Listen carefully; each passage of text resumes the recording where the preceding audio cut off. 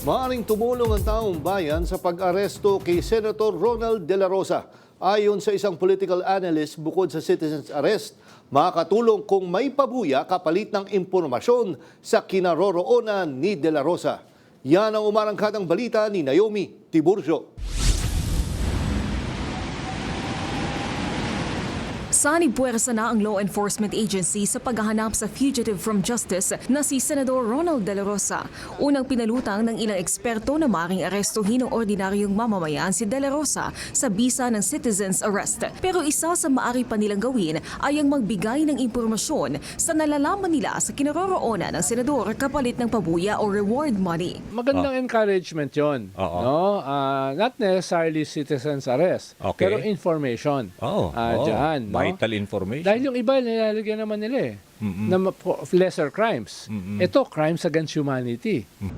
Ayon kay Llamas, kailangang gawin lahat ng law enforcement agencies ang makakaya nila para maaresto si De La Rosa dahil nakatutok dito ang sambayanan sa loob at labas ng bansa. Kung hindi nila mahuli yan, hindi lang tayo masisira dito sa ating bansa. Na walang nagagawa yung mga law enforcers natin, walang nagagawa yung gobyerno. Dami nang hindi nahuhuli na high profile. Si Atong Bantag, Atong Ang, Michael Yang, Saldico, Harry Roque, tapos ngayon ito si Si Bato. Bato. Kahit pa maghain ang kampo ni De La Rosa ng motion for reconsideration para sa defense analyst na si Roland Simbulan, wala rin itong patutunguhan. Malamang hindi pagbibigyan ng Korte Suprema itong motion for reconsideration kasi after all yung voting 9-5, di ba?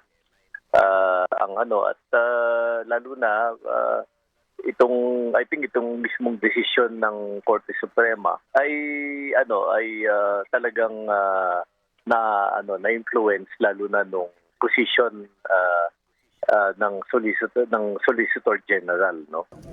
Ako si Naomi Tiburcio ng PRTV News, nagseserbisyo para sa Pilipino.